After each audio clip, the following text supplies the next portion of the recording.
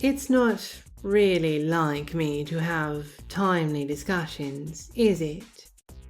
And yet, this month I find myself wanting to talk about something related to that new Mario movie. Although this is not a review.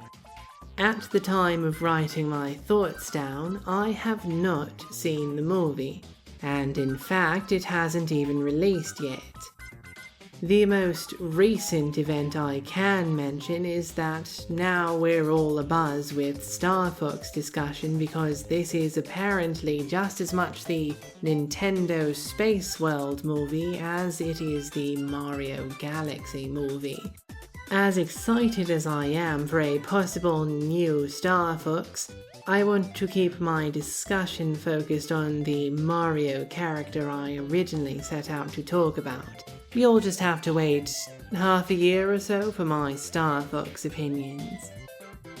When the Mario Galaxy movie was initially revealed, seeing that it was going to be the Mario Galaxy movie had me incredibly excited, and that is because Princess Rosalina is my favorite Mario character. She was my main in Super Smash Bros. For Wii U before I came out as transgender, and after that event she became my transition goals. Rosalina is powerful, beautiful, and mysterious. She has the most fleshed out story of any main series character, and she is woefully underutilized. Her only playable appearances outside of spin-offs have been post-game unlocks, with 3D World only giving her to you after you've beaten Cat Bowser, and Wonder only letting you pick her if you pay $20. Even Princess Daisy was in the base game for Super Mario Bros. Wonder. If we compare her to the main princess, Rosalina falls further behind since Peach is playable in Super Mario Bros. 2, Super Mario 3D World from the very start, Super Mario Bros. Wonder in the base game, and 2 separate Princess Peach spin-off games. Luigi currently has a trilogy of spin-off games. Yoshi became an entire series, and fucking Wario has not one but 2 side series, that being the long-dormant Wario Land platforming series and the still-going WarioWare party game series. When Princess Peach and Donkey Kong featured heavily in the first Mario movie, Peach got a new solo game, and Donkey Kong got a redesign and a fucking masterpiece for a Switch 2 launch title. Assuming the marketing materials weren't a fucking sham, and Princess Rosalina won't be overshadowed by Fox McCloud, Captain Olimar, and probably Samus at this rate, then $20 DLC for a 3-year-old game and re-releases of Wii games where she's not even fucking playable are not going to cut it. Nintendo, I am speaking directly to you from inside your brains. Listen to me. It is time for a Princess Rosalina game. It is time for Princess Rosalina Galaxy.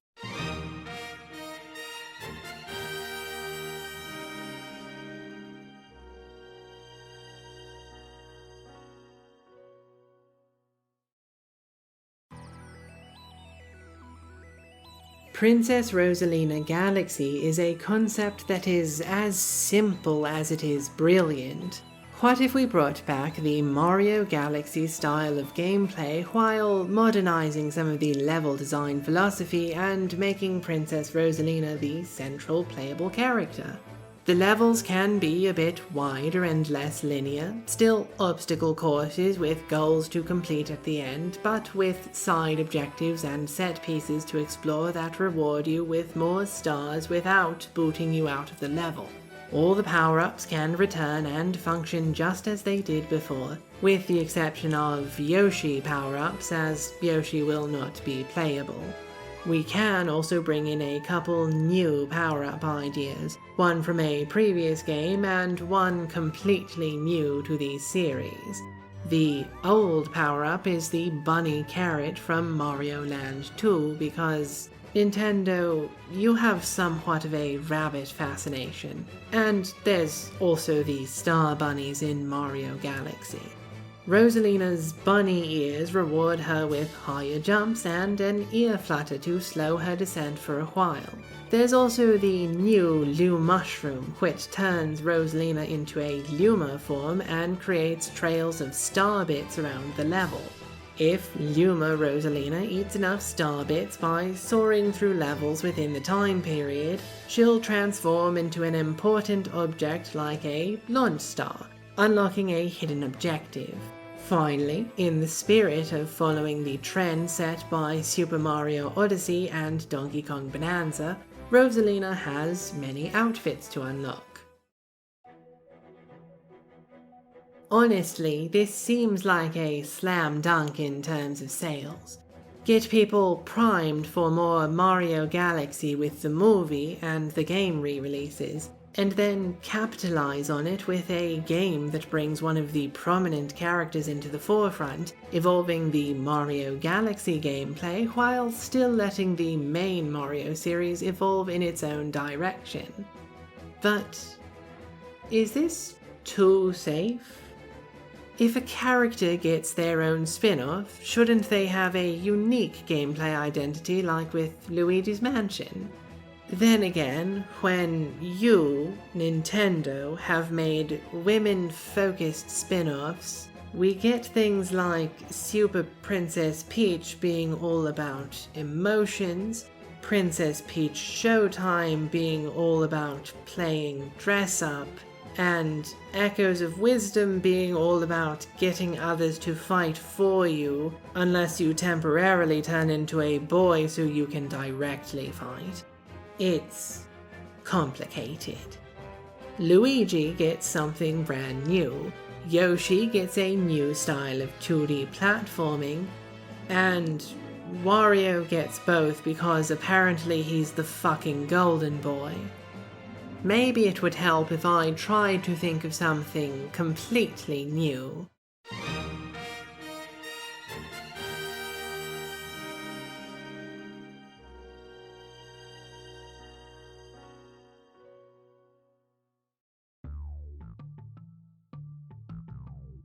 The big ending moment in Super Mario Galaxy is Princess Rosalina, with the help of the Lumas, completely resetting the universe. Rosalina has a sort of implied set of cosmic god-level powers. So maybe Princess Rosalina Galaxy is not a platforming game, but a god simulation game. What if Princess Rosalina Galaxy were secretly a spiritual successor to Doshin the Giant? The concept is as complex as it is brilliant. Rosalina, using her cosmic powers, creates and modifies planets to help suit the needs of the Lumas and other creatures that inhabit them. Building on the level destruction mechanics of Donkey Kong Bonanza, Princess Rosalina can break up and terraform planetary terrain to modify it. Does the desert planet need an oasis to sustain life? Make a crater in the sand and fill it with water. Are the residents of the Arctic planet feeling too chilly? Move its orbit closer to the sun. Is the planet getting overcrowded? Muster up the resources you've gathered to add a new planet to the solar system. This is the kind of game which benefits from dense systems and a vast pool of resources to allow the player's creativity to really shine. Keeping the game open-ended allows everyone to find their own unique solutions to problems.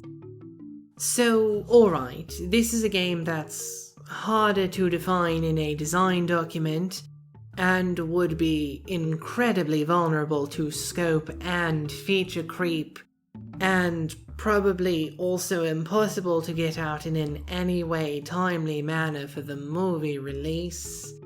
But if you, Nintendo, did pull it off, it would be a very unique and interesting experience.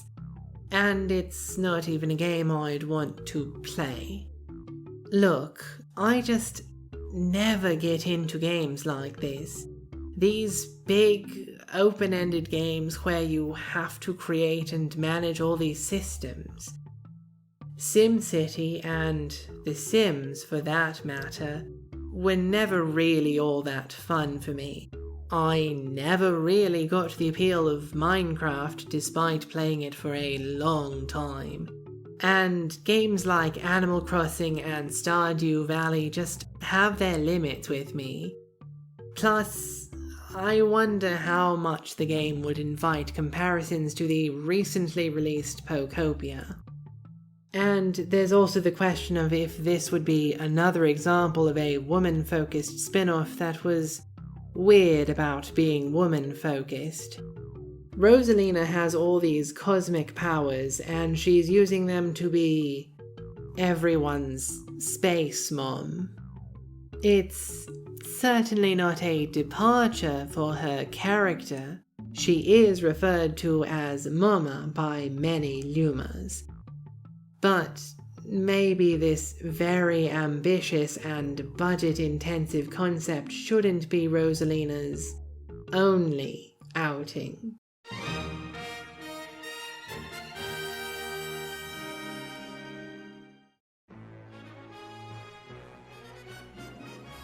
Let's revisit the first Princess Rosalina Galaxy concept. How do we make this more than just Rosalina taking an old style of Mario platforming? How do we make this more unique to Princess Rosalina as the Yoshi series is to Yoshi and the Wario Land series is to Wario? The concept is as simple as it is brilliant. What if Princess Rosalina Galaxy were a 3D platformer roguelike? Nintendo, you're weirdly absent from the roguelike style. Ironically, the closest you might get is Mario Maker, with an endless mode bringing forth a near-infinite stream of player-created levels. Pokemon Mystery Dungeon sort of half counts, and I've heard there's maybe something or other in the Splatoon 3 DLC.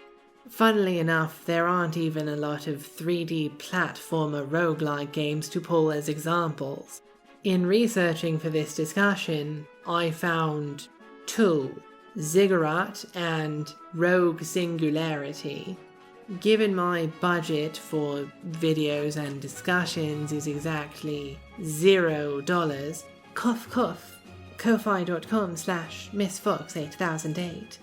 I can't really speak to their quality in terms of inspiration or execution, but since there's a noticeable gap in the roguelike style when compared to 2D platformers, card games, and dungeon crawlers, perhaps that just means that Princess Rosalina Galaxy has a huge opportunity to lead by example. So let's make some changes to the first concept. The levels are probably not going to widen, and in fact they may narrow to be more like Super Mario Galaxy 2. Levels are procedurally generated from linear platforming challenge chunks, with each chunk having variations so as not to feel completely cookie-cutter, and obviously having texture variations to fit within the current biome. When you get to the end of a level, you pull into a launch star and fly to the next level, creating a great opportunity to despawn the previous chunks and form the new level. As you progress further and further, the game pulls from more challenging pools of level chunks, activates previously hidden firebars, and spawns more enemies, making it harder to finish the run. At the end of every galaxy is a boss, and once you've gone through enough galaxies, you're met with a final boss. No matter what, if you win or lose at the end of the run, the universe resets and you're presented with a new batch of galaxies to traverse. The roguelike nature of the game presents all kinds of opportunities to get creative with the design.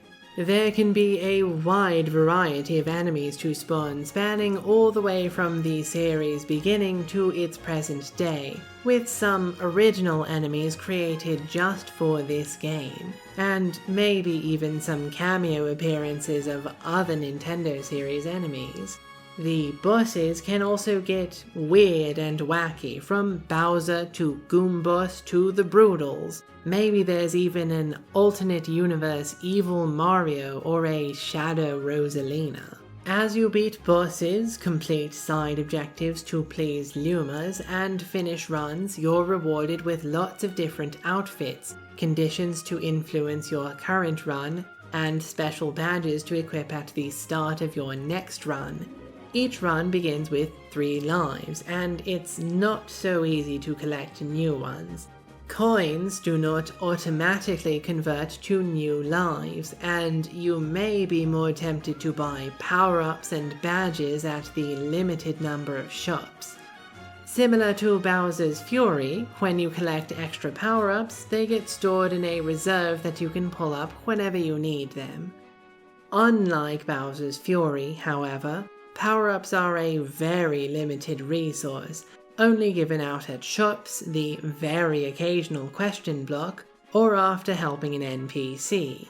Finally, the goal and reward for completing levels is to earn stars, with bosses giving out grand stars. Stars and coins fill up a progress bar, unlocking progressive rewards with each run. Stars can also be redeemed at the Comet Observatory for special rewards like unique outfits, badges, badge slots, and upgrades to the observatory. Maybe there are even storybook pages to unlock to add a new book to Rosalina's library.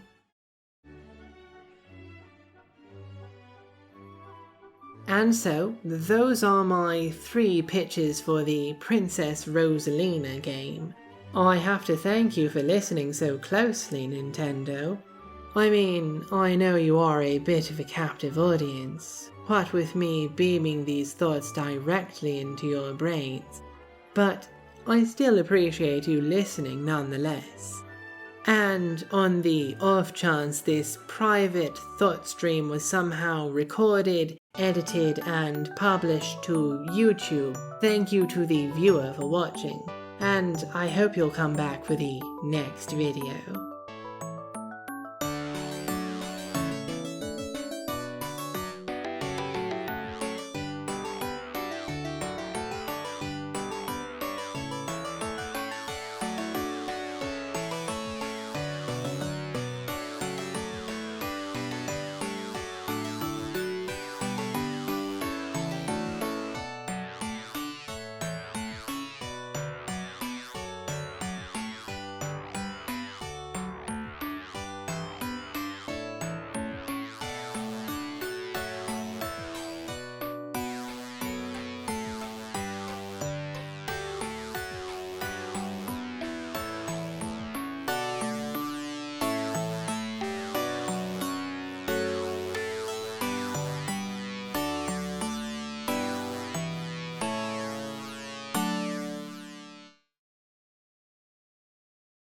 Oh, also, Nintendo, while I still have you, I really would have appreciated if you had at least asked me to voice Princess Rosalina in the movie.